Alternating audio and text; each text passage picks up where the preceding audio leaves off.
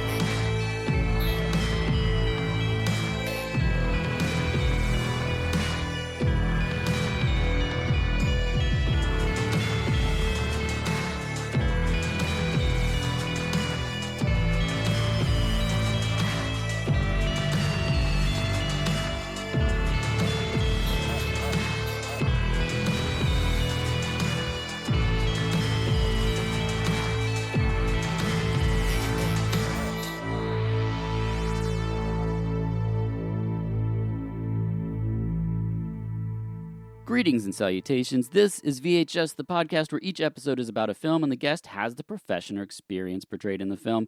I'm your host, Dirk Marshall, and I must implore you to find us on social media platforms, wherever you do it.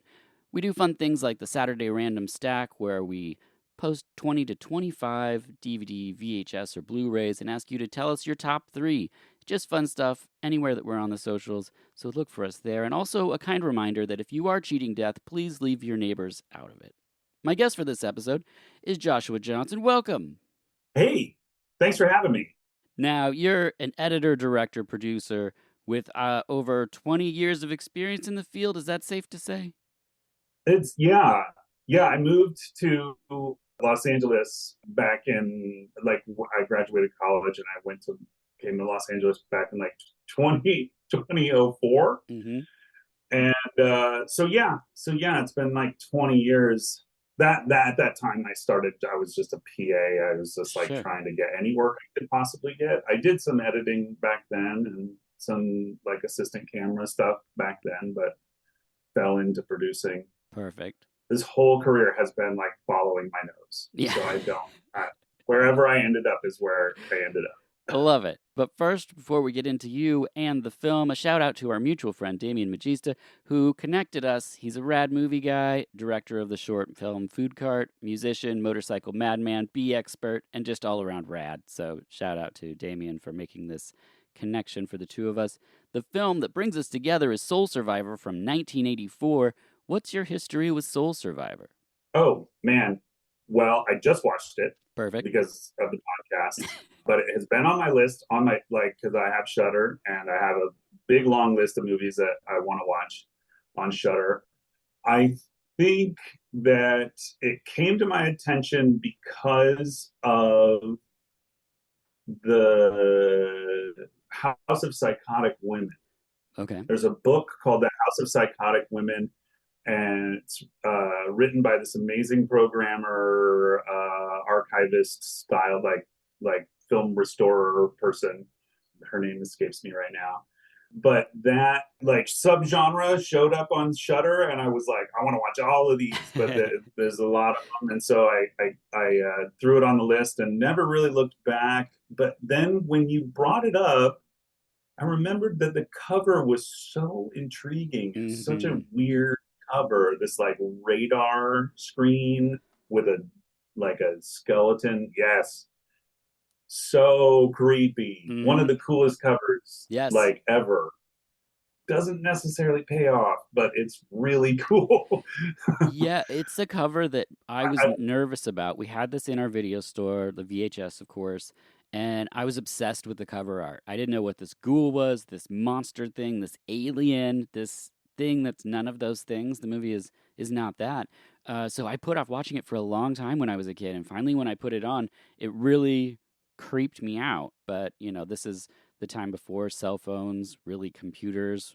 So you are very isolated and alone with a film when you watch it. And even the people in this movie are that way because it's 1983.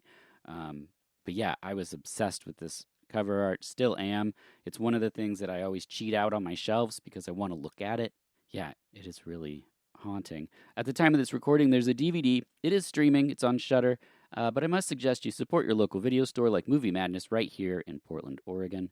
The synopsis is TV commercial producer Denise, played by Anita Skinner, emerges unscathed as the sole survivor of an airliner crash, and the dead want to claim what's theirs. Our director, Tom Eberhardt, his first feature is this film, and he also went on to do Night of the Comet, which is beloved, and Captain Ron, which is 50-50 for most people. But he did other things too. But he also edited the film, which is interesting to take on two hats for your first feature. yeah, I think he wrote it too, Yeah, right? yeah, Like yeah. it's kind of like his baby. I gotta say the it looks good. It's like it's not, you watch a lot of fringy kind of movies like this, B or even D-list horror movies. I love them. They're really what got me going as a kid. They really got me interested in making movies. But a lot of the times they're flawed. They're just made poorly. The editing is bad. The acting is bad. This movie doesn't really have that. Mm-mm. Even though these actors aren't really A-list or anything, they're good actors. The coverage is really cool. Like Mm-hmm. there's so much eerie cutaways and B-roll that kind of sets the tone. I think that Yes. that's one of the strengths of this movie. Like Well, the opening sequence. Yeah. Anyway, yeah, I think that there's two things that you're touching on. One, the editing, which I think is really great, and the cinematographer is Russell Carpenter, who did Lady in White, Critters 2, Wizard of Speed and Time, Death Warrant, mm. Perfect Weapon, Hard Target, True Lies, Titanic, Ant-Man, and Avatar: The Way of Water. Like he started here, Oh shit. and where he went is really inspiring. It's really incredible to think. And I think if you're making a movie that is all atmosphere and dread, you need the image to be well captured, and the cinematography is so excellent. And then you see what Tom does with the edits. There's all these inserts and things that really build a bigger picture of like what this film was budget wise and everything. Yeah, yeah. I remember distinctly noticing that. Like Hmm. it's just right away. You're just sitting there, and that's the thing is that like I take things apart a lot of the times, Sure. especially a movie like this. I was just like, oh, okay. They Hmm. like this this cinematographer went wild Yes. on what I think is Main Street, downtown Lincoln Heights, It's like Santa the Ana. neighborhood of Los Angeles. It's in Santa Ana. Yeah. Oh, okay, Yeah. Yeah. very close. Yeah. Yes. Also, I wanted to note the composer, David F. Anthony, was someone that Tom worked with on children's TV. There's not really much credits there, but I just love what he did. These sparse compositions, the tension building sort of bass tones, spooky piano plucking. It's like, it's really great and it's not overstated. When it comes in, and Right. then we also have breath and silence in scenes. And it's just like, Yeah.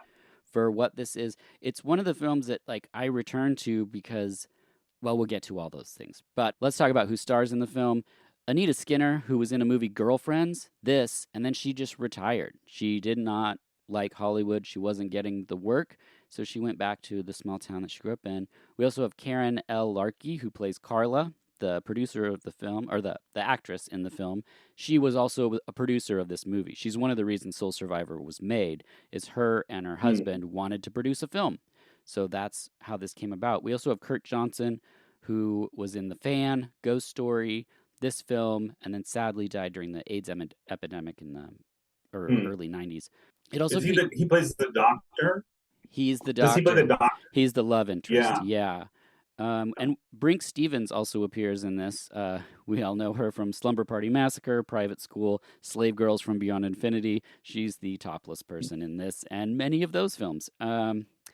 She's also in 2024 Space Sharks, which just came out on streaming. So if you want to check out Space Sharks, I'll there you go.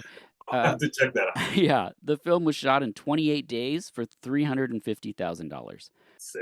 Yeah, they said on the commentary that nowadays it would probably be shot in 18, but I don't understand. Yeah. I mean, production wise. International Film Marketing had final cut on the film. Tom was really bummed about this. So part of the deal was that they cut out any humor that exists, which is hard to believe there was any humor in this movie whatsoever. But I guess revolving around the actress and her performance, I guess there was some heart in there, and so they messed around with some of the jump scares that left Tom pretty crushed. I don't know. I really like the tone of what we actually got for this film. So I think if there was like jokey stuff, it would be weird. This stands out because it came out amidst the slasher boom that was happening and just prior to the chuckle gore stuff of like Reanimator and stuff. So it's such a weird thing that it exists in the arc of what was happening stylistically, but these people also didn't love horror. So like what they were making is uh it's a very unique flavor of something that's so against a slasher trope, but also has a lot of stabbing in it. So I don't know. Yeah, it's funny because like it's yeah, obviously like the pacing is pretty it's like a little slower than Hmm. a slasher. There's not a huge like opening gore sequence or whatever um to hook you. And it almost feels like maybe it might not have delivered on like the body count that most At the horror time, at the yeah. time was kind of doing. But it's and in that I would say that a lot of people would kind of put it towards like the thriller side of the Hmm. horror Hmm. spectrum, I guess. um Although the supernatural aspect to it and Yes. like like the way that this kind of seems to foreshadow movies like Fearless and Hmm. then like Final Destination, Yep. like this movie is definitely like a must see for people if you like genre pictures. it might not have delivered the big punch that like a lot of the movies in '84 were doing, but I think that like it's I hope it has a cult following because it's pretty good Yeah, for being what it is. yeah. It's very well. It also doesn't shy away from blood. Like when there's stuff that happens, like sometimes I'll watch something and I'm like, oh, they didn't have the budget for this. And in this, I think the budget, I mean, every cent is on screen. I think the details involving Anita with the blood smears and everything, which we'll get to, is all handled super well. It had a short, small theatrical run, and then Vestron is who put it out. So that's why it was in pretty much every video store. So Yeah. without further ado, let's press play on Soul Survivor. We start with tense music as we see deserted streets at night. As we covered already, that's downtown Santa Ana, who a lot of people weren't shooting there at the time, so they weren't charged anything to shoot, and they didn't do any permits. So that's where they saved a lot of money and time. We see creepy mannequins and a bloodied lady on a bus with a gun. Suddenly, a woman, Carla, wakes up screaming and goes to her dresser and starts writing furiously. This is intercut with the aftermath of a plane crash. We see like severed limbs and just dead people, and then the awesome stark image of Anita sitting in the seat, completely unharmed. It's just like, Yeah. whoa. Love it. Okay. One of the corpses then opens its eyes. This is a detail I've missed the first couple times I watched the movie, that they really set what's going to happen from the very, very beginning. And I don't get the rules necessarily because they aren't telling us that over and over and over like Final Destination style, but it's very, very interesting what they're doing. Carla calls a man named Blake and says their producer is going to be killed or is in danger. And my question for you is, as a producer, are people looking out for you, or is part of your job looking out for other people? We have a team. Okay. So all the time, people are looking out for me. I have an actual medic on set. A lot of the times, I spent the last 5 years doing a Bigfoot show. Mm-hmm. So we're hiking probably about 5 miles a day, going up in the hollers of Kentucky, all the way up to Pacific Northwest. And I have, in fact, like a lot of people, like twist their ankle, screw up their leg. And so we have a medic, and I found a medic that I love. His name is Jimmy, and he's the best. I'm going to tell him to watch this or listen to it. Yeah. And we have hired him over and over and over again. Since COVID, he came on as a COVID safety officer, but then now he's just part of the team, and like and that's a typical thing for every production. You're going to have medics. You're going to see medics in the credits. And if they're good, they're out in front before the accident happens. Yes. Yeah. They're like, guys, let's all make sure that we check our shoes and look for this and look for that. But then also, I'm like an executive producer on a lot of things too. So I'm like the leader of the team. So if I decide that we're going to hike up to this waterfall for some reason and it's really, really treacherous, I better make sure that everybody's okay with it. And that can be a thing. I got to look out for my team. So both. Yeah, it's funny. It's funny. It's a team. I like to think that it's just like any other job, but it's totally not. No, I know that it's not. It isn't. A lot of people every day go to the same cubicle, and you're wandering around various forests looking for multi-dimensional interplanetary space apes. So that's a different thing. Yeah. Well, she thinks North American wood ape. Yes, she thinks Denise, the producer, is going to crash. She's already going to crash, and we are only at the start of the film. And speaking of starts, we don't know where she got her start in production. We also don't know where you got your start. You said PA, but what even was the impetus for you to choose this wild profession? You know, I think we talked about it a little bit in the preamble before we started recording. Being in video stores in the late 80s as a kid, really just was my dream. Like I was always in movies, like watching them, seeing how they were made, behind the scenes stuff that was anywhere from like an actual documentary or a book to like Fangoria magazine, all that Yes. kind of stuff Yeah. really pushed me. I wanted to be a special effects guy when Hmm. I was in like fifth grade. Yeah, everyone did. Yeah. That's what I wanted to do. I I mean, was I did. drawing like all the music that we listened to like the drawings of Pusshead. You know, I Yeah. don't know if you Yeah. remember that artist, Yeah. but like everything that we dug was driven towards this like darkness and like weirdness and monsters and all that stuff. So I Hmm. just loved all that. And being able to make a fantasy, make a like a dream kind of come true was really something that attracted me. So I was PAing when I was like, and going up to Seattle to be like a free PA when I was like 18, 17, 18. Okay. I don't know. I don't know how much I really learned from that. It took me a while. I had to go to college to actually kind of Hmm. buckle down and follow this. Um, and then, of course, going to film school doesn't guarantee you a spot Right. as Right. a director of photography or an editor or anything, but I kind of knew how to do all that stuff. So I wasn't a PA for very long, Hmm. but I had to put in the time, I guess. I love that in the creative fields where people have this, like, this was my entry point, and then I went to this and to this, and I have friends in various aspects of entertainment, and that's the story. Like, it's like I got to this crazy spot, but where I started was a cameraman for local news or something, and it's like sometimes, especially in this day and age, people go, "Oh, I want to be the king of this," and you're like, "Well, you kind of start down here and then maybe move your way through. But also in doing so, you now have an understanding of what's expected of those other positions. So once you get up there, you might be better at being up there because you understand all the moving parts and all the people that are contributing to the bigger whole of a project." Yeah.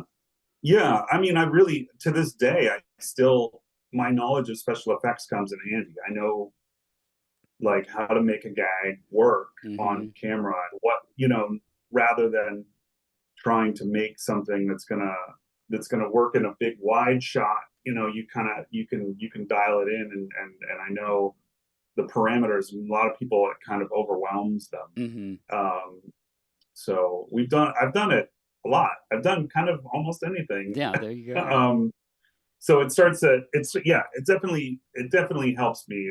I'm not the kind of person that feels confident running into something I've never done before. Yeah.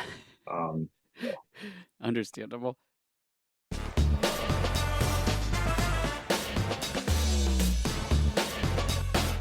Let me ask you a question. What would Cafe Flesh be without Tantala Ray? What would Slumber Party 2 Massacre be without Atanas Illich? What would Electric Dragon 8000 Volts be without Tadanobu Asano? The answer? They wouldn't be the same, because you need that certain flavor. That's like food without Marshall's hot sauce. For 14 years, chef, teacher, and cookbook author Sarah Marshall has been making delicious and flavorful sauces in small batches by hand. Every bottle of Marshall's hot sauce is prepared by Sarah. You can elevate every meal with the help of an actual chef who's using the freshest produce and the highest quality ingredients. Plus, she now has launched a seasoning line taking actual produce, dehydrating and freeze drying them, and powdering them to make delicious seasonings without chemicals or binders. There's even more at marshallshotsauce.com. That's Marshall's, HAUTESAUCE, from an actual hot sauce subscription, which gives you guaranteed access to limited edition sauces, to a gourmet pasta with special herb blends rolled right into the noodles. You'll find it all at marshallshotsauce.com. Enter VHS Podcast for 20% off. And now, back to the show.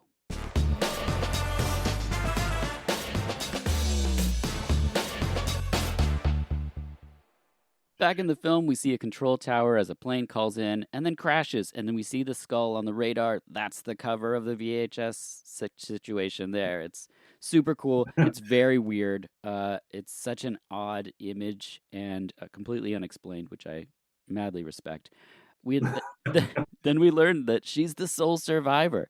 So a doctor checks her out, and Denise, aka Dee Dee, depending on who you're talking to in the film, draws a line between a computer mistake when she got a free dress and cheating death. It's a really interesting analogy that actually comes back a couple times. It's like once I bought this dress at I. Magnan's. Expensive. so I charged it. And it never showed up on my bill. So I thought, great, a mistake in my favor. I'll just keep my mouth shut. It's kind of the same thing I felt when I came to after the crash. But that's only good as far as it goes. Like, I'm a cause and effect person. Now, I knew why I never got the bill for my magnet. It was because the computer screwed up. But as far as me being alive... And then I just wanted to note that this doctor set, I love this because this is the type of thing that you go, how'd they make the movie? Well, Carla had a furniture manufacturing business, and this is an office in the furniture manufacturing business that they dressed up to be a doctor's office. It's not in a hospital, despite all the cool exterior shots and ways that they have you believe that this is where it is. Now they're making chairs, like just right next door. So Yeah. I love it. I absolutely love I gotta it. say, I clocked it right away. Hospital sets are extremely expensive. Mm-hmm. They are the most expensive things to get when you need to get a location. Getting a hospital set is really expensive because it's like literally getting a hospital bed, which is like thousands of dollars and things like that. And then all the equipment. I shot a short film in Philadelphia where we needed a hospital set, and we were able to shoot at a nursing school where they don't actually have any sort of operations or anything, but they have all the beds and all the stuff. And it was crazy that like we just happened to catch it in the summertime when they're out of school, and we were able to shoot in there. And then there's places like downtown LA and all the studios, they will keep a hospital set built because they're insanely hard to get. And so when I saw them on the gurney doing all this scene work on the gurney in the parking lot, I turned to my wife and I said, well, that's how you save money. Because they're not going to actually they're going to do the scene work out in the parking lot and not in a set. And then when they go into the set, the first thing I noticed was that it's carpeted. And no hospital will ever be carpeted. But it's brilliant because, like, you just know that this guy was doing everything he could to save money, and deep respect, man. Yeah, it's really cool. I skipped right over the part where she arrives via helicopter, and the reason that they got this is the hospital just got that helicopter, and they were like, we'd like to show off the helicopter, and so that's how they got it. Like, sick. Yeah, I love it. Genius. So next, the doctor talks about survivor syndrome. There's a psychological condition called survivor syndrome. Now, a person in your position can often feel guilty about having survived a catastrophe that killed everybody else. A person in your position may even feel unworthy of survival. Nice try, but that's not it. I feel neither guilty nor unworthy. Which is an interesting thing. So I wanted to talk to you about surviving in this industry, success as a producer or executive producer. How do you balance success? This is something that really was compounded during the pandemic for a lot of people. How do you balance like success when other people in your field are maybe struggling or in between jobs? Or how do you deal with being in between jobs when you maybe someone else you know just got this big thing? You know, it comes up in the movie a little bit where she brings up the idea that she hasn't worked for a really long time and then she kind of got back into it. This industry right now, it's insane. Like right now, there are people moving away from LA. They can't make ends meet here. It's a really expensive city. I just tell myself I'm lucky to have a job. Friends of mine tell me, it's a foregone conclusion that I'll get a new job, I'll get another job. When you're in it and you're working and you have a community of people, and you have a production company that likes you, and you have other production companies that you worked for in the past that also like you, you just keep those relationships as tight as possible, and you keep those relationships as much like as greased as you can do it, just like constantly hitting them up, telling them what you're doing, who you are. I think at the bottom line, the very foundation of all of this stuff is relationships, and you want to be around people that you love. that you actually like to be around. Mm-hmm. Everybody's got to work, right? So you're kind of thrust into a situation with a bunch of strangers that you don't know. But if you all get along and you all like each other, you'll keep it going. You'll keep hiring those same people. It's insane when I don't work. Last year, I hit a huge break. Discovery and Warner Brothers and whoever, they all merged and they stopped buying shows. Yeah. They just stopped. They took our show that we've been working on and they shelved it. They didn't air it. And we're not the only one. They did that with a bunch of people. They just put everything on hold, and that's in unscripted. That wasn't in the scripted world. In the scripted world, SAG and who else went on strike? They all went on strike. Everything stopped dead in the water last year. And it was insane. And my wife is a writer, WGA and SAG. So my wife was on the picket lines, and I went to picket lines just a couple of times just for fun. I'm not in WGA. I kind of wish I was, but I write a lot, and I don't know. I could just be in solidarity. I don't know how it works, but so it was just it's and those times happen a lot. Like it just happens. Yeah. It took me a long time to get to a higher position, and I don't think that it's any better. I feel like if I was a sound person or like a camera person, I might have more steady work. But it's just, you got to do what you know is your right role, and you gotta just sell yourself and keep the relationships going. It is not, there's no guarantee at all. And you just kind of, I don't know. I don't know, actually. When I think about it, I'm like just lucky. Yeah. I don't know. Like, I feel like I'm just lucky. And the unlucky stuff happens as well. So I don't even know what to say.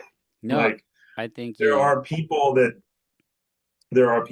right now who can't get PA jobs, and they're way overqualified for them.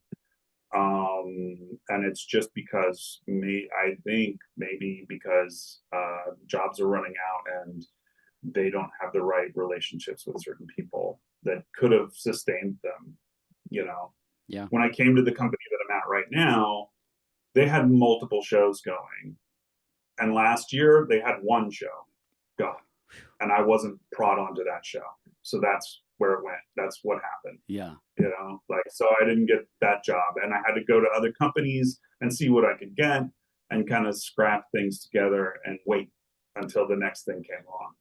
And if you're not prepared to wait, if you're not prepared to take a big hit financially, then you're going to have to get into a different position or a different part. Because, there's accountants, there's everything that any business would have, it has in the entertainment industry. Yeah. There's lawyers and accountants and plumbers and builders and every other person. So you could have an office job in this industry for a really long time, and that would be very stable. Yeah. Producing is not stable. Right. Yeah, no, that makes sense. And someone else that's not stable is Dee Dee, who stops by the necropsy office. She sees a shadow and she turns around, but there's nothing there. And that's the first idea that we're going to get, that she's going to be haunted by these looming figures. Then we get a sequence that is my favorite sequence in the movie. It's a moment in the movie where I really locked in, and that is when she goes to the loading docks of the hospital and we see a little girl standing there.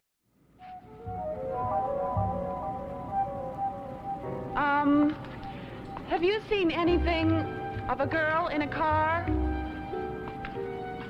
Like in the last few minutes?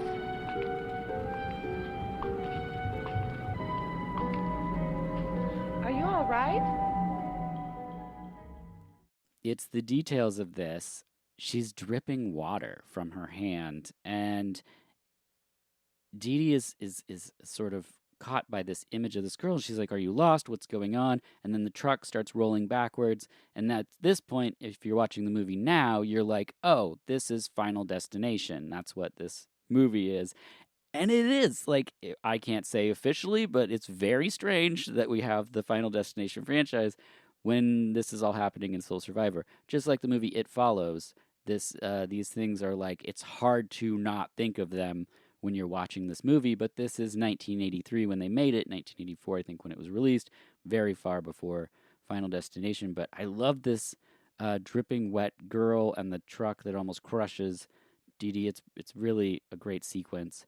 Her friend finds her, brings her home, and the car that they're driving is the director's car. And I just love that they're like, yeah, that's the car we had. That's the car he had. Like, Yeah, also, that's how that works. yeah. Also, the houses that we see that are Dee Dee's and her neighbor Christine's, they were never inside. They are only exterior Oh, good. shots of rad houses, and everything was shot somewhere else. We'll get to where exactly. That night, she's typing and gets a call on her answering machine.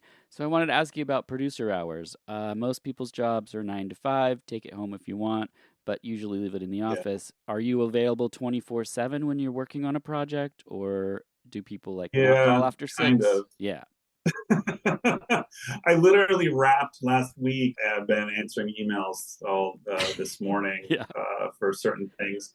Post-production is ongoing for the next, like, I don't know, 20 weeks.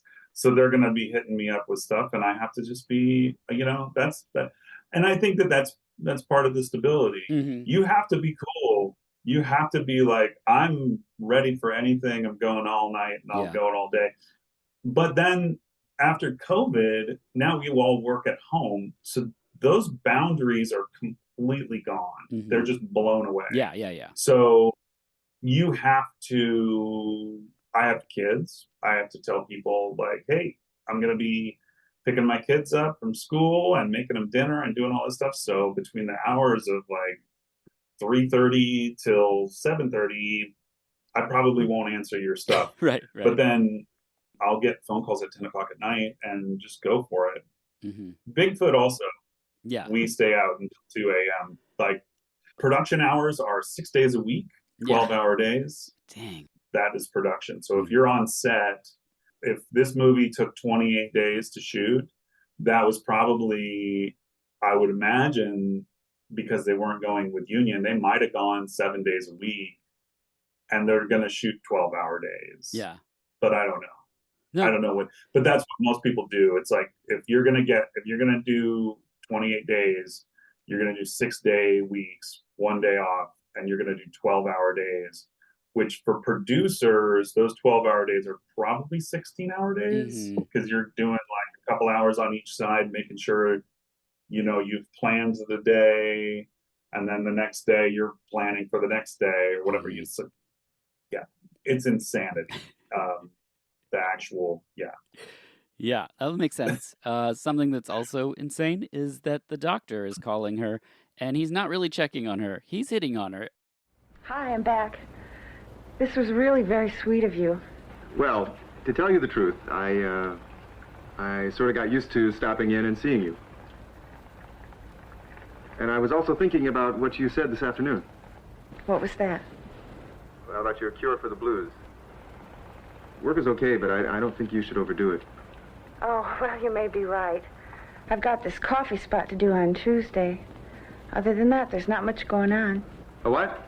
A coffee commercial. You may have heard of it, Roaster's Blend. What was that? Yes or no? Ooh, sorry. Nope. You sure? 9 out of 10 doctors prefer Roaster's Blend. Well, I don't. Ah, so you're the 10th doctor. I was wondering who you were. So Yeah. after the call, she hears something at the door, and it's like, what could it be? Could it be Bigfoot? And speaking of Bigfoot, you worked on a show called Expedition Bigfoot.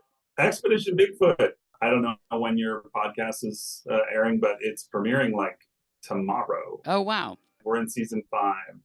So, of so you were on Expedition board Bigfoot for on this. Discovery Network.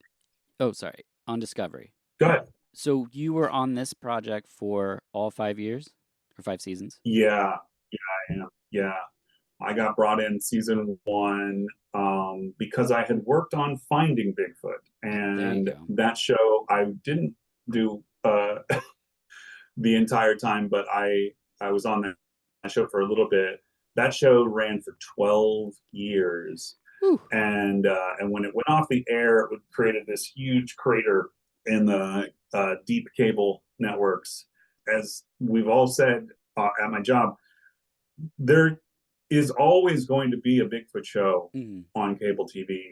And so we might as well be the show. There you go. So Expedition Bigfoot has been the show for the last 5 years. I grew up in the Pacific Northwest, so I never thought I would be on I would do a Bigfoot show. Uh-huh.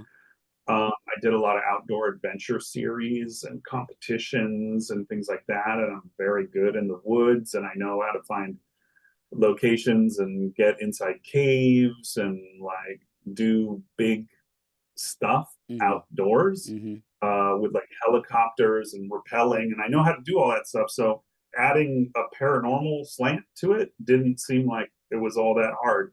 But now that I've done it for so long, I can really, like, I can hang with the Bigfoot people. Yeah. I have a lot of Bigfoot knowledge popping around in the back of my head these days. Yeah, I did an episode on the movie Willow Creek, directed by Bobcat Goldthwait. Yeah. And I had a guest on who is, I don't remember the exact title, but he's very well learned in the Bigfoot world. And he didn't want to do that movie. I don't think he'd mind me saying so. He wanted to do a more serious film, but I wanted to really highlight Willow Creek because I like Bobcat's films.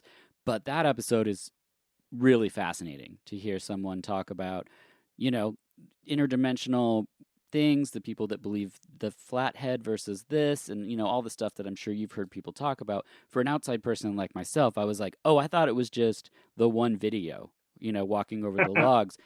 So you probably meet some really amazing characters, so to speak, out in the world. Yeah, I think honestly, my perspective of it has always been that it's really about the people. Some Bigfooter people, some Bigfoot researchers would even compare it to being like a church.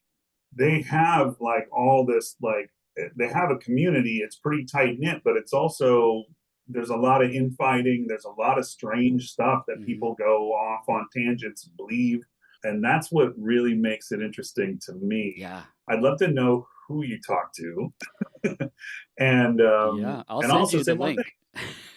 Yeah, I'll listen to it for sure.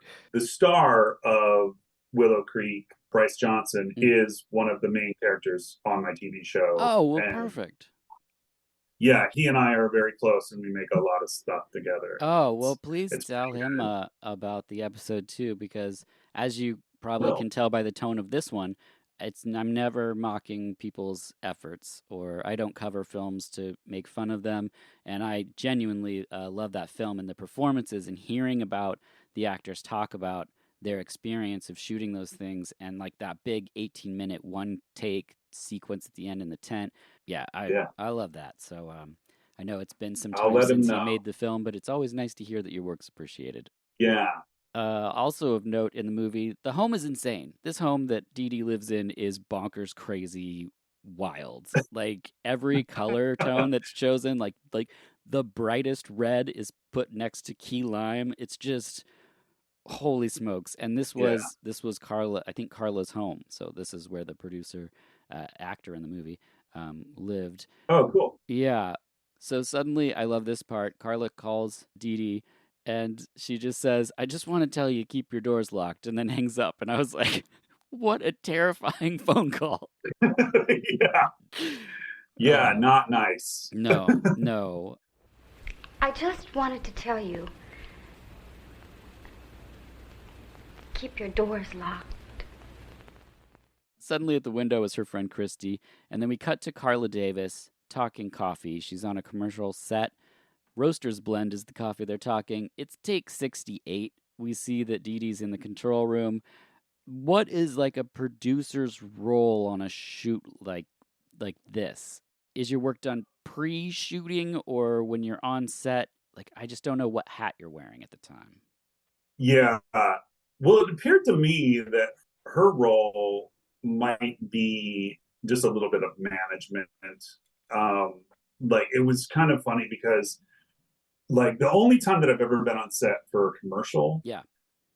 they did that shit where they like, and I don't agree with it. I don't like it. I think that this is the way commercials work because there's just like a lot more money or something for much less content. You have so much money. So yeah, they do 60 takes, and it's because the client doesn't really know anything. They don't know what they want. They don't know what. So you have to give every option of everything.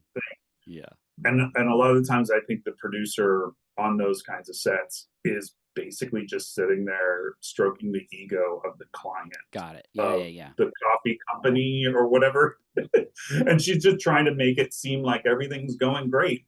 And after like 15, 20 takes, that job would get increasingly harder. Yeah. I imagine being really stressful.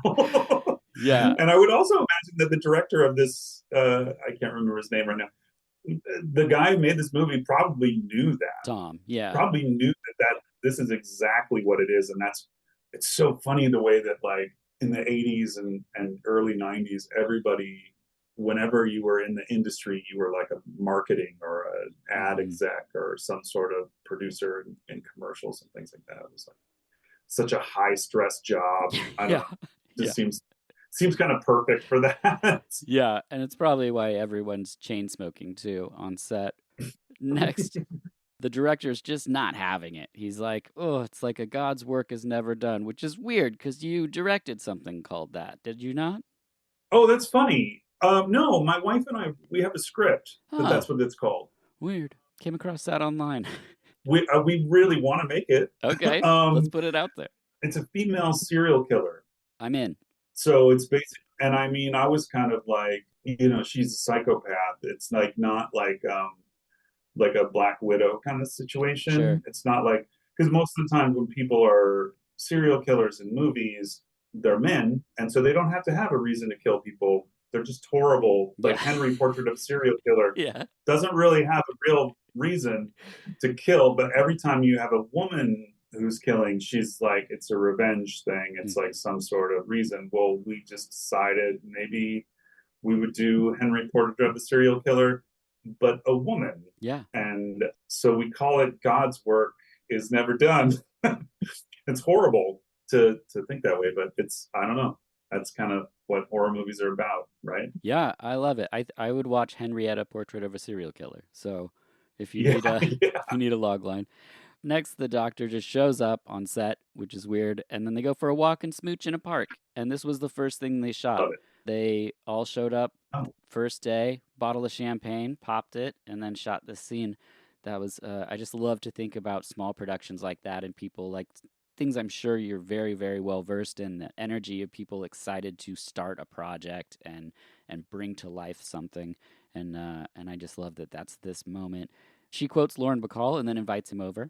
As she walks away, she feels something weird, and she sees an old man staring in the field, just like some Buzzard Hollow Beef. Okay, that segue didn't work, but you made a film called Buzzard Hollow Beef, so please tell us about that. It's a great segue. Thank you. That's really cool. I'll say this first. I love that that's the opening thing that they shot. It's like you're always looking for like a soft opening to your shooting schedule, like something that everybody can kind of sink their teeth into, but it's not like carrying like a huge weight. You're not gonna shoot like the biggest set piece of the film on day one because actors are still just trying to get to know each other. Yep. With that being said, I'm trying to remember what the first thing I shot for Buzzard Hollow. I think the first thing, honestly, we shot for Buzzard Hollow was just it was about Thanksgiving. So we just shot like the Thanksgiving day, like all this stuff. Everybody's in the kitchen. Everybody's getting to know each other. They're all prepping. They're just like making food. And honestly, you always need to give actors something to do. It's action. They have to have an action associated with their lines. And so if you give them a real action, like, making food, it can be a little easier, I guess, sometimes. Sometimes it's hard. Sometimes some actors can't like walk and chew gum at the same time. But I don't know. We did that. That's what we did. And it's a fun movie. I really like to get more people to see it. Yeah, you know what's weird is I had seen it before, and so I don't know what the Oh, release was or how, but somebody out there was covering it at some point because Damien was like, "Oh, he made this movie called this," and it's a title that sticks out. And so I was like, "Oh, I've okay. seen this," and it's actually. I was making a list of movies where people eat babies, and it was top of the list. So, just so you know, That's great. I love that. Thank you. yeah, We did a really good festival run. okay, Not like, I mean, it wasn't in Toronto or anything, but we were in a lot of the horror festivals. cool. And that was a lot of really great people. I Mhm. mean, really, really great people. It was funny. People were like coming up to me and they're like, "You don't look like horror movie people." And I was What? like, "Well, okay, great." Like, I didn't wear my Shining T-shirt or That's whatever it was that I didn't that's have. so funny because I don't think that that exists now because like if you look at Josh Rubin who did Scare Me and then he did Werewolves Within, coming from the world of Right, comedy and he does two back-to-back horror comedies. right, But same thing with Zach Kreger that did Barbarian. I mean, he came from Whitest Kids You right. Know. Neither of these guys look like they look more like they would have an office job than be like not only brilliant comedians but now excellent filmmakers. So it's like Yeah, that persona. Despite yeah, me wearing a demon shirt right now, I don't have right. like I don't put on a Freddy mask when we get done recording and walk around my house. Like it's not like Yeah, Osgood Perkins is hmm. another really Oh good my example, god. Yeah, yeah. right? Like, I mean, his lineage is there, but he definitely looks like a preppy guy. Yep.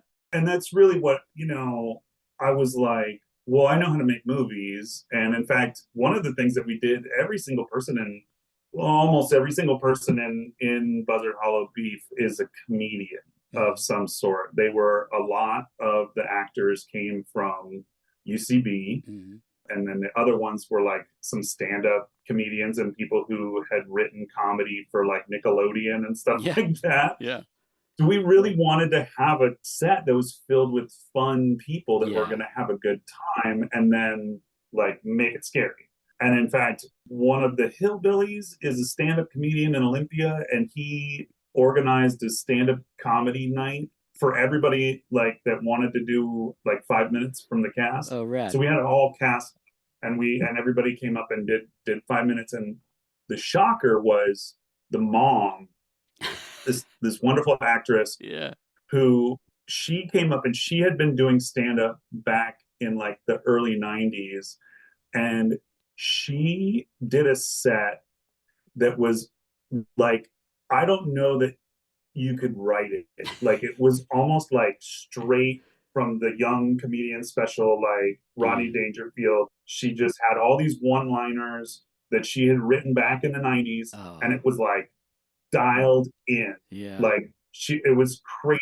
It was like watching like a time warp. Everybody else is kind of young and they're doing like new bits and new routines and all this stuff. And she just did her old material That's so from when rad. she was like living in Australia. So good. Janet was so good. And it just blew everybody away. We were all just like, oh my God, Janet, you're hilarious. I love being on set and I love being with comedians, Yeah. regardless of When how dark and dreary the subject matter is. Yeah, well, when I had Josh Rubin on the podcast, he said exactly the same thing that you're talking about with like working on projects, you surround yourself with people that you also want to succeed. So if you worked on something, you bring them onto something else. Same thing with cast and crew. Like you want a happy group of people making something creative together. You don't want this slog of something or somebody that you bring on that's like just an egotistical prick and just makes everybody miserable, Like people want to cut that out. And Yeah. so like you said, making Mm. yourself available for calls or whatever, it's like that all kind of plays into the same situation. Later in bed, the doctor and Dee Dee reflect on the drunk man they saw in the park. They just think he's a drunk man, just standing and staring. Also of note, all the kids playing soccer were like the local kids. Like they were just playing soccer. And so they were like, "You're in the movie now. Perfect." So she takes a pill and she says, "Coincidence," whispering. It's very strange. The next day, she gets ready, hops into a car, and we see a man step into the road, and she swerves around him. And I love this shot. It's so, I mean, it's the cinematographer, but the guy standing in the road, center of the screen, and the way that the camera's dropped down, almost like we're looking out from the point of view of the tail lights as the car pulls away from him. It's just one of the examples of the camera movements in this movie. And I'm a big sucker for like steady cam stuff and like tracking shots and, you know, symmetry of things. And we get to another set piece later on, but I could see someone seeing this movie and maybe being like, it's slow for my taste or whatever, but I just don't think there's a fault in any of the shots that are on screen. It's really great. Back in the studio, Carla is still not nailing her part.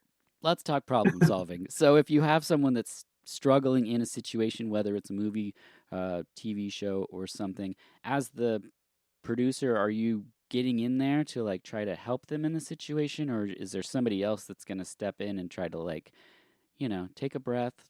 Don't worry, it's only take 142. Absolutely. It is really funny that she keeps looking over at her, right? And then they just don't address it until the actress just gets up and marches off set. As an actress, I learned the value of a good night's sleep. Oh, no. Where is she looking? I'm sorry, she's looking at me. Well, tell her to stop it. She looks shifty. As an actress, I learned the value... Start from again. Take 107. Marker. As an actress, I learned the value... Keep your eyes on Janet, please. I'm sorry. I better come in there. She's just bugged by me. Come on, Dee Dee. She's supposed to be professional. Okay, here we go. One more Keep her time. mind on the job at hand. Thank you. Make her bow, please. Thank you. Again? Boy, we're hot now. Mark. Which I was like, okay. I don't think that would happen. I think most people are going to jump in there, throw them a life raft, take them out. And they did exactly what you're supposed to do. Like, just break it down. Like, go have a conversation. Yeah. Have a smoke. Yeah. I mean, whether it's in reality TV, if it's not scripted, it happens a lot more, actually, because they're non-actors. Right.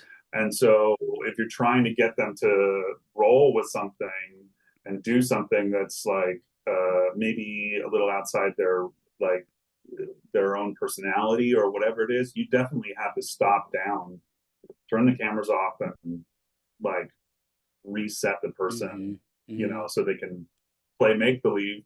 That's really what it is. It's like if you're being distracted, you got to break that. Yeah. You don't just do what Denise did, which is go, she keeps looking at me. Right? But yeah, it's so weird. It's like one of the only times that I was kind of like, I don't think the direction is working right because the eye lines aren't right. Something's really off about this. She's in this, I don't know, whatever. But it was great. I really love the woman who plays the actress. She's just got like this kind of shocking, like these eyes that like bug out. I really love it. Yeah, the fact that she's saying the same thing over. I think I accidentally skipped over her in the credits in a want to start talking about the film, but she does a lot of theater, and I didn't know when I looked at her credits for IMDb any of the other projects that she worked on, but she's in a little movie called Get Out. Oh. Yeah. The movie Get Out? Yes. Oh. And it's like, I saw it, I was like, oh my gosh. So yeah, so go back and watch Get Out because Carla's in it. Like, it's crazy. She's really shocking. Yes. She definitely has a presence. And I think that drove, you want to believe her. You definitely believe her. I mean, I believe her right away. So, yeah. And I instantly have that empathy for that character, you know, who like, she had a shot, maybe things aren't going well and she's trying to come back, but she has these, obviously she's a pretty serious alcoholic, and they have that alcohol's in like almost every frame of her home. Every shot of her, you can see a bottle somewhere. And but it's not like ham-fisted. You know what I mean? Like the movie doesn't have like her, okay, now play super drunk or whatever, because like she has real serious alcoholism. She's just pickled. Like it's just, the situation. There's a lot of small things this movie does very, very smartly. As you mentioned, Carla smokes out of a window on the top floor, and she talks about having psychic tendencies. When I was 18, all this stuff started. Do you know Ed Palick? No. I was in this film he was producing. Mr. Palick's wife was going to have a baby. Only I knew about it even before he told everyone. I started having nightmares. Something was wrong with the baby. It was born, a girl, I think. It didn't live long. After that, I tried to warn people I dreamed about. But when you try to tell people about your nightmares, they think you're drunk or crazy. I drink, but I'm not crazy. It's sort of this subplot that people say maybe isn't completely fleshed out, but I think it's fleshed out enough. That's all I really need. She talks about a dead baby, and we already talked about that your film Buzzard Hollow Beef has a baby being eaten in it. So I just want to bring that up again. Where can people find Buzzard Hollow Beef? Currently, the easiest thing to do is to find it on YouTube. The distributor that purchased it from us, they just let it play on YouTube for free. Okay. So that might not last. That's definitely something. My contract comes up this month, and we will be reacquiring the movie. Cool. From the distributor, and so then it'll have a new life somewhere else. Okay. And I'm not too sure where that's going to be, but it'll probably just belong to me. Sure. Which is going to make me feel a lot better. I'm just saying, if Vinegar Syndrome puts out, or any of the boutique labels doing amazing things for indie cinema, I, as a special feature, want that 5 minutes from the actress. If you can have her do that as... oh, wow. I would I think oh, that's... wow, yeah. I mean, right? Because the people would want to hear it, and if she's got it locked in, let's get it as a special feature on there. I'm going to have to call Janet and find out what she's got. Okay, cool. We caught her at a very strange moment in her life. So she may have moved on from acting and probably... but she's such a wonderful person. I think that I should definitely reach out. I'm just to her. throwing it out there. Janet, we want those. Good idea. We want the 5 minutes. Hopefully she didn't, disappear and you can find her, because Carla disappears and Dee Dee takes to the elevator, which takes her to the parking garage, which is the other sequence I was talking about, where I love the camera movements in this parking garage, and there's no cars, and the way that it's just, the camera's moving around the actress. It just makes me so bummed that Anita doesn't have more films that she's in, because I think she has such a great look, and the camera just loves her, and the way that everything's lit, it's a performance that deserves way more eyes than I think Soul Survivor gets. Yeah. So there's nobody in the parking garage, but she hears a voice whisper her name, and I love these little whisper moments. There's only like 3 or 4 in the film. So she goes to the escalator, and there's a man just standing at the top of the stairs, and it's another creepy dead guy. Or not, we don't know yet, but I love the Dawn of the Dead era makeup that's on all the dead people. Just the look of everything. It's just creepy. So she goes back to the car park that's empty. She rings the alarm. The man follows, but she gets in the elevator and she escapes in time. Carla's gone, and we learn the commercial is down $10,000. Production losses, horror stories. You have to have something in this world where things have gone awry or production is not moving forward. Do you have anything from this? Buzzard Hollow Beef was fraught with lots of issues. Mm-hmm. I dislocated my kneecap on the last day of our first week. Ouch. So I had like 2 more weeks to shoot, and I had to do it on crutches and a really, really painful knee. My patella went to the other side of my knee. No.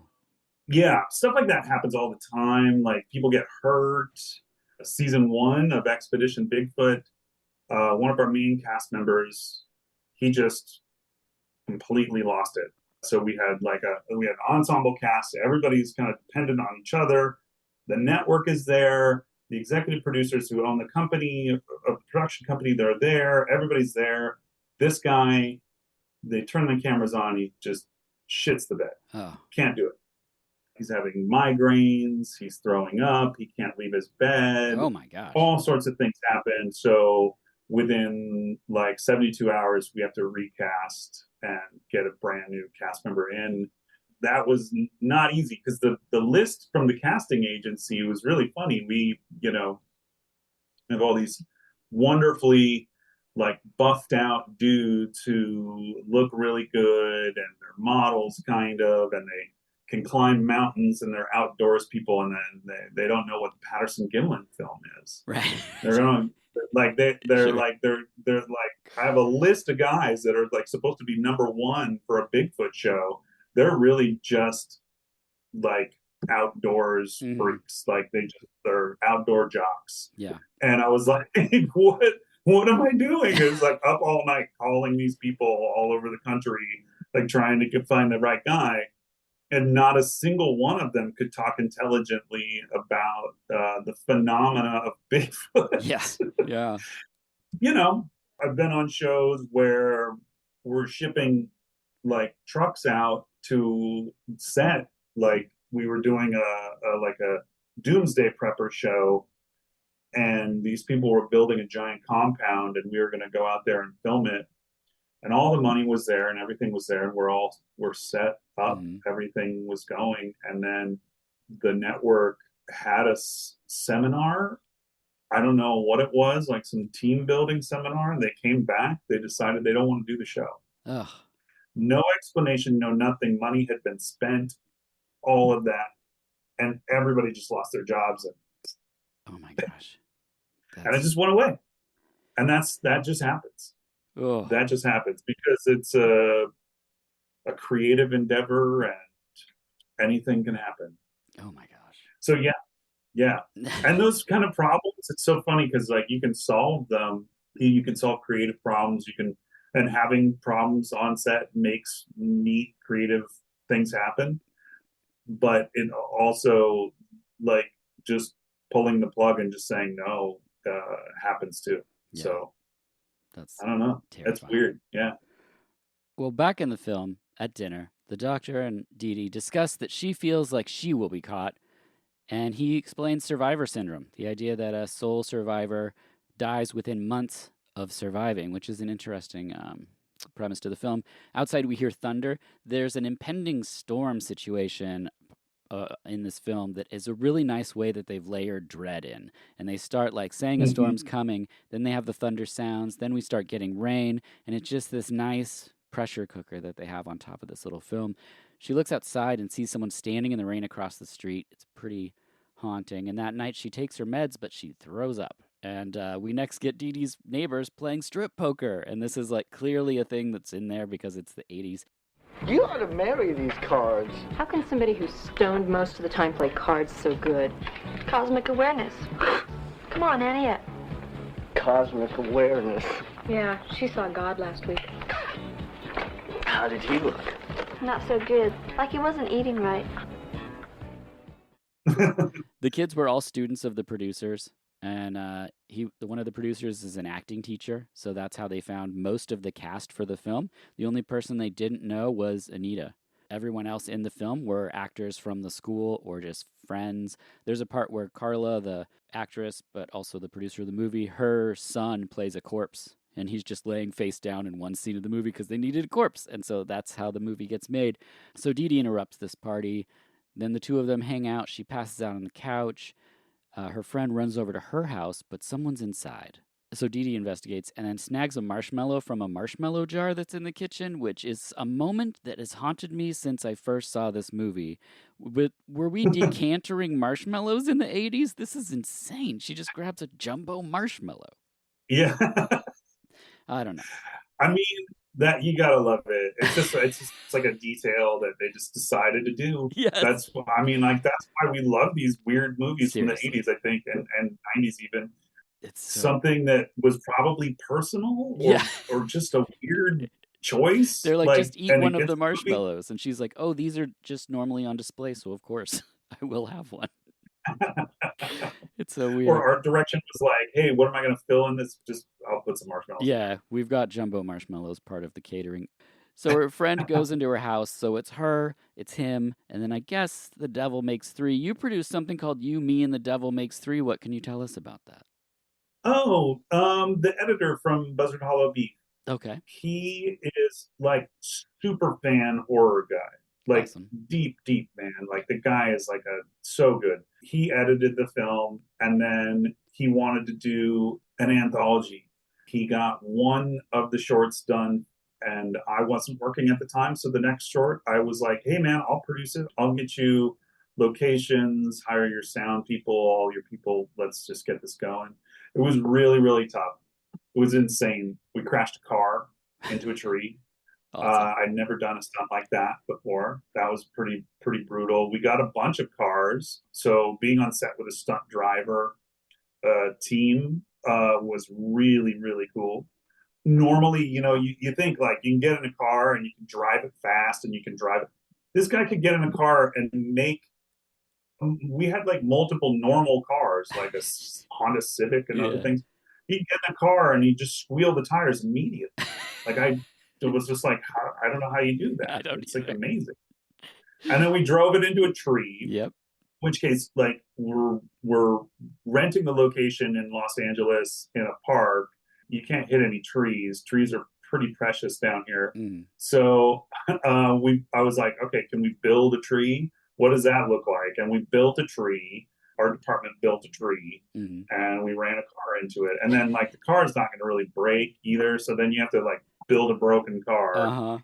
It was pretty cool. With that particular short, so he ran out of money and hasn't been able to build the whole anthology. So the shorts are out going to festivals right now. Cool. And they're doing really well and they're really good. The production value and the editing obviously is just amazing. One's called Bug, I think, and it's just like a creepy bug woman who goes psychotic, like Repulsion or this movie a little bit. And then the other one, the one that I worked on, was called The Kindness of Strangers, and The Kindness of Strangers has two young women who find a broken down car along the side of the road, and it kind of turns into a bit of a slasher kind of scene with a woman who was in Twin Peaks. She had like a slight little role in Twin Peaks. Nice. She's a stunt woman who occasionally acts, and so she acted as like this feral psychotic, and she was like in a slip the entire movie. Cold. And gets hit by a car. Okay. And she's just like, I love it. I love getting hit by cars. It's like her favorite thing to do. It's like just roll up onto a car and make it look really, really dangerous. It was pretty cool. Pretty cool. Lots of stunts. I can't wait to do more stunts. Yeah. On some other projects. Speaking of stunts, back in the film, a man drowns her friend in the pool. And then Dee Dee sees the man standing on the porch, which is great. She calls the police. We get this whole sequence with her and the police, and she has a knife.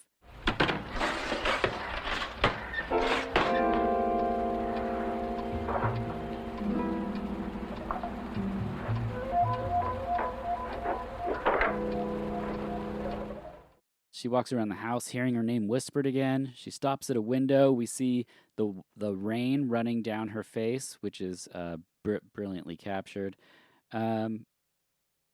She identifies the man that was at her house, but we find out he's been dead for 2 days. He was dead in his car. And then one of the doctors is like, why was all his blood in his legs? Which they talk about a lot in this movie, which I just love. They said they found the guy lying face down in the front seat of the car. So if the guy died lying face down, all the blood in his body would have settled along here.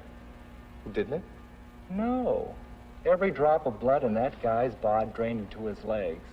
No way did he lie around for any 2 days on his face. He died standing up. So the doctor talks to the other doctor, and they're like, he was covered in blood, but he was in the car for the whole time, so how did he get covered in mud? And they're like, maybe he dropped him, which is a great story. So Carla draws a bath, and she's through playing games. Ooh, a game. Maybe we should play a game. Josh, this movie, I'm gonna just say, clearly sort of set the framework for the Final Destination franchise. I can't say that officially, but I'm also an independent podcast, so who's gonna come after me? So what I'm gonna do is I'm gonna give you 10 examples, and you just tell me if it's a death from a Final Destination movie, or if you think it's from something else. There's no pressure. You've already won. You get a gift pack from Marshall's Hot Sauce. But for those listening at home, they love to play along. Number 1. Crushed by a log on a freeway. Is that from Final Destination movie or not? Yes, from Final Destination. That's sure. right. If I got that wrong, I would get skewered. Yes, it's very iconic from Thomas Burke's death in Final Destination 2. Number 2, death by can opener. Do you think that's from a Final Destination movie or something else? Something else. Correct. It's from Bloodbath at the House of Death from 1984. There's a wall-mounted can opener that severs a lady's head. That's rad. Yeah. I don't think I've seen it. Most people haven't. It's a very, very odd mix of comedy with Vincent Price in there. Coming to Blu-ray, I think, this month. Oh, that's Don Vinegar, right? Yeah. Yep. Awesome. Yeah, I saw that. Yeah. You saw it. I saw the title, and the poster looks amazing. So yeah, it is an acquired taste for sure, but the can opener death is worth the price of admission. Number 3, bisected by a car hood. Cut in half by a car hood. Final Destination or not?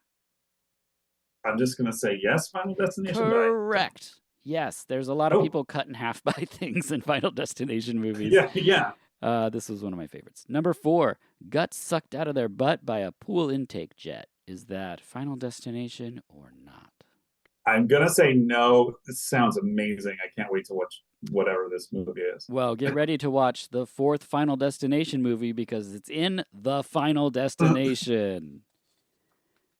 I know. Number 5, simply shot by a gun after being told it's garbage day. Oh, I know that movie. I love that movie. It's not Final Destination. That's right. It is Silent Night, Deadly Night 2. Yes! Well played. Number 6. I feel like it was shot like right up the street from me. Yes. I see that cul-de-sac everywhere I go driving around LA. Yeah. It's so good. Number 6, hands dissolved in a deep fryer. Final Destination or not? I'm going to say yes, but it sounds so generic though. Yeah, it's tricky.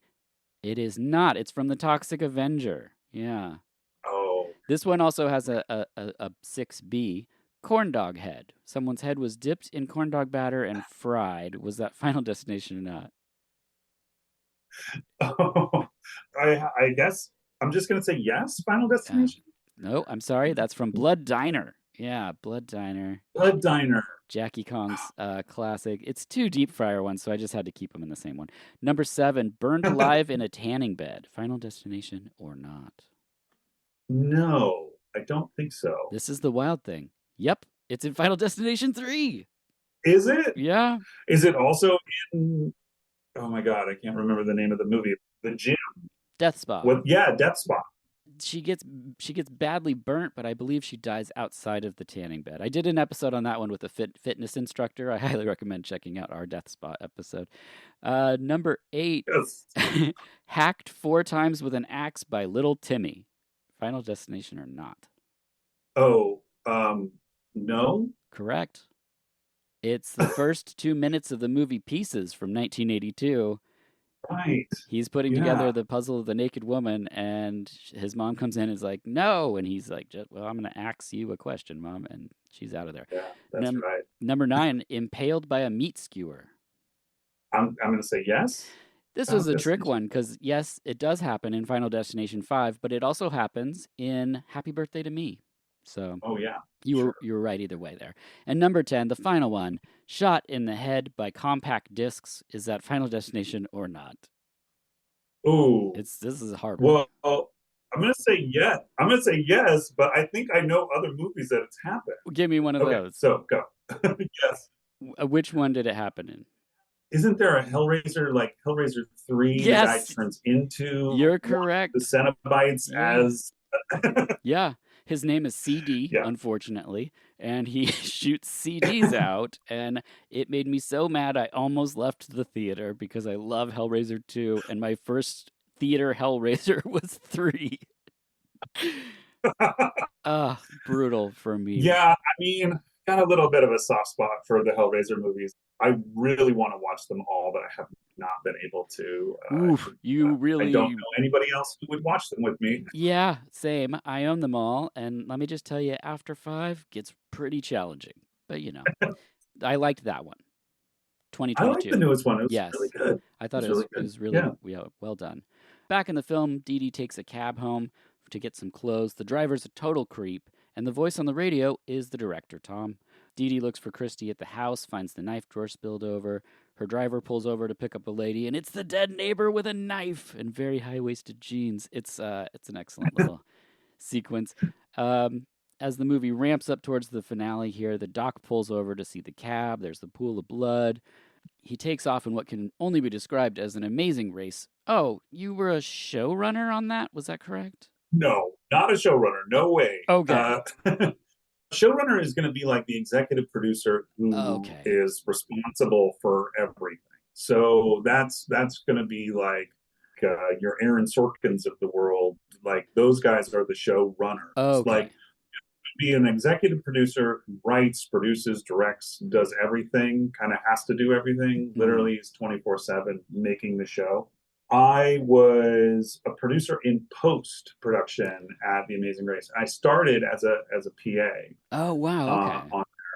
Yeah, I was like a post-production PA where they give me VHS tapes in little bags. Yes. And I would drive them all over LA to all the executives' houses and drop them off so they could watch the show and do their notes on whichever episode, was coming out. The way that shows are done is that in post you have an output schedule of all the episodes.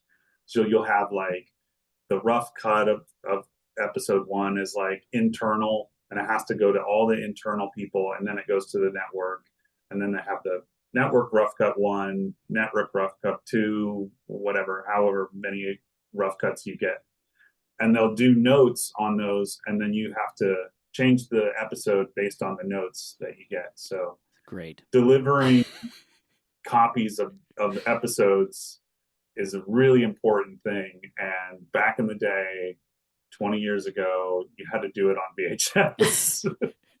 I would have a big bank of VHS recorders, and it would just plug them all in and dupe them from the output. But they figured out pretty quickly that I knew a lot about production and how to make things and how to edit. And so I got promoted, and I didn't have to drive the stuff around everywhere. That's awesome. But yeah, The Amazing Race was pretty fun. It also was like the kind of thing where I had no idea what it was. Yeah. I'd never heard of it. And I got the job, and like we got nominated for an Emmy like immediately, and I was like, this show's really big. Yeah, it's a big deal. It was a really big deal. We got Emmys every year when I was working there. It was like insane. That's so nuts. I even have a little certificate of like participation because I was a producer on it, and my hands were in the Emmys like pointing at a map. That's so cool. Yeah, it was pretty neat. Also, a race is this film as it wraps up, because all the dead things are chasing her, and her problems are compounding as bodies are kind of stacking up. And we eventually get to she has nowhere to go, and so she goes to Carla's house. And what she doesn't know is that we saw Carla undo a razor blade as she got into the bath. So things aren't going great for Carla. So this excellent little ending we have is Dee Dee is on the phone, pacing back and forth. She's smoking cigarettes. As her character has gone through this, she's started taking pills. She started drinking. She started smoking. She's trying to comfort herself in whatever way. She's grabbing for every vice. And someone else that's grabbing for something is Carla, who now has the gun pointed at her. And you think for a second, most people would, I should say. As an audience member, you're like, well, clearly you're going to get away from Carla, who we see a close-up of her slit wrists, and we realize she's dead now. No, she shoots Dee Dee dead. The movie is so grim. And then the last thing we see is the one remaining doctor, not the love interest, he's dead, sitting there with all the corpses behind him, and he starts typing, and one of them sits up, and then it says his name sort of whispered, the end.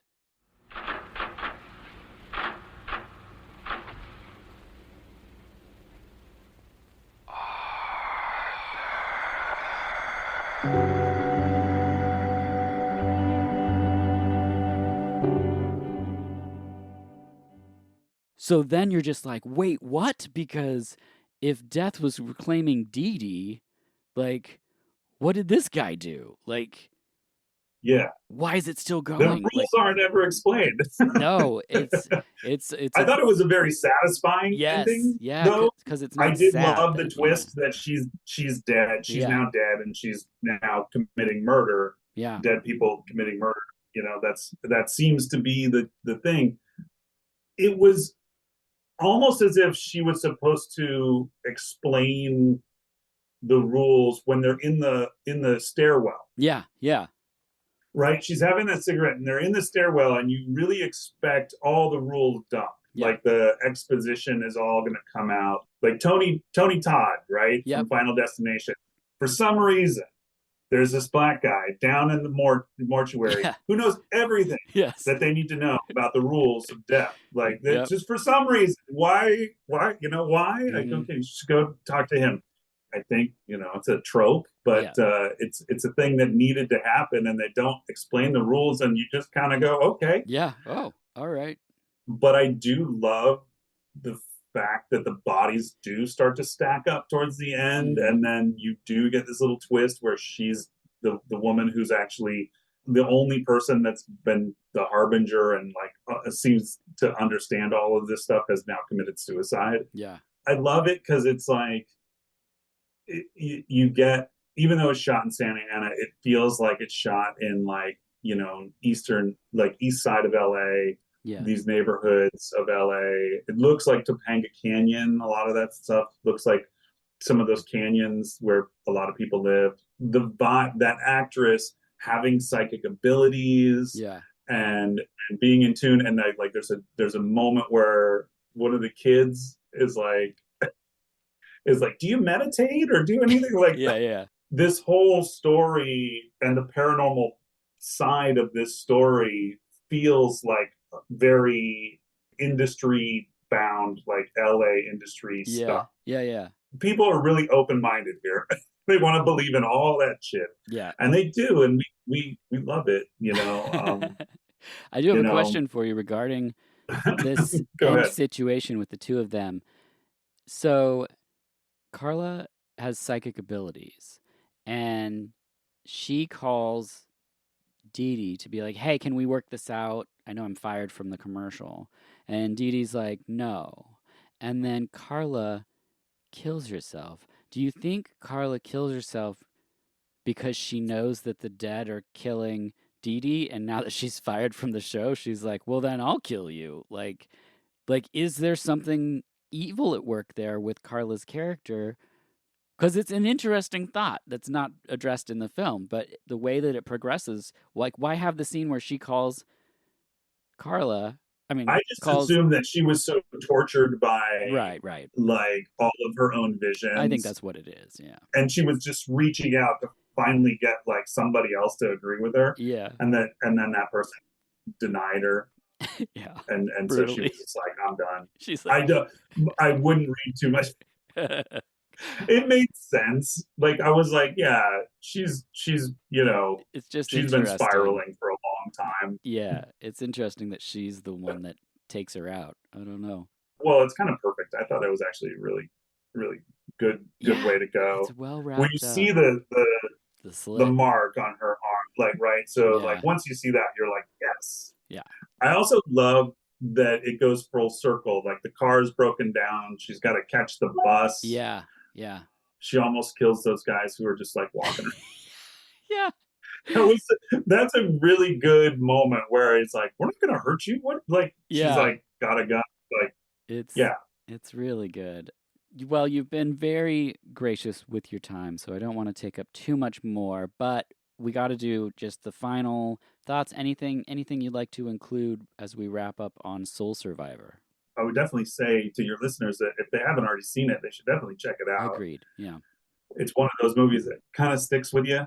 There's a lot of little details. That's what that's all about. Yeah. Just watching I agree. what people decided to And do. just look at that image. Like, it's just such a cool cover that you can tell that this DVD came out after Final Destination, because it says before Final Destination there was Soul Survivor, which is like, okay, yeah, well, there you go. Now it's gonna say I brought up the movie Fearless as well. Yeah, yep.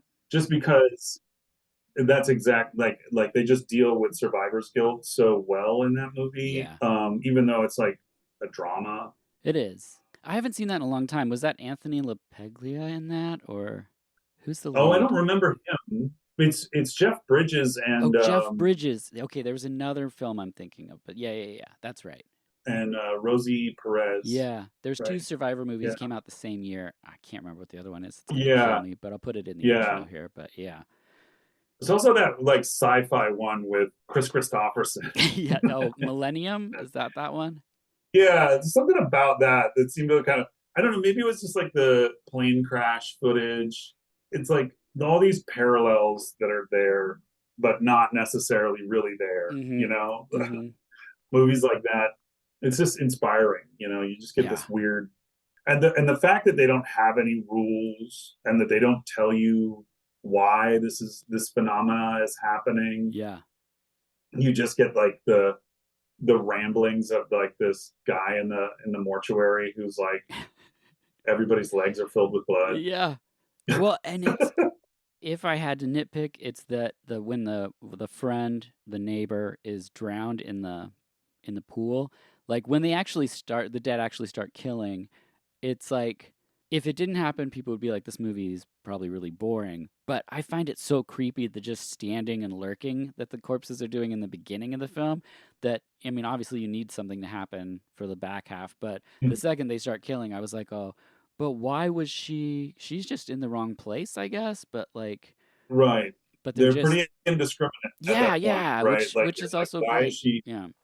I don't know. The rules that you seem to kind of imply just are like get broken right away. So there's no rules. There's just none.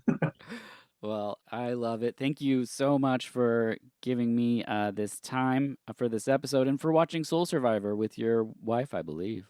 Yeah, we loved it. Cool. I love it. I was really stoked. It's so fun to do this. I would do it again in a heartbeat. Oh, awesome. Well, thank you. And where can people find you? You said Expedition Bigfoot is coming out. It'll be out by the time this releases. Season 5 is happening like right now, probably. I don't know how quick you'll turn this around, but August 14th is episode 1 for season 5 on Discovery. And then my wife and I have a few things. She produced Buzzard Hollow Beef with me. Cool. We have some scripts that we kind of put together. We keep trying to make something, maybe make something with, Mr. Bryce Johnson from Willow Creek. Oh, yeah. We might, I don't know what we'll do. Yeah, you're going to have to look me up. We have a website, but it's under construction, and there's not really a lot going on because I just have to make my TV shows. Yeah. Well, I'll keep people up to date, and I hope that when you have your next projects or anything, if you're happy to return, we'd love to have you and put it out there. Oh, cool. That'd be awesome. I'd love that. Awesome. Thank you so much for this opportunity. This is really fun. Yeah, thank you. You as well. That's it. That's Soul Survivor. Until next time, I'm Dirk Marshall, and this has been VH Us, where when it comes to celebrating rad films and even radder friends, we're not done yet.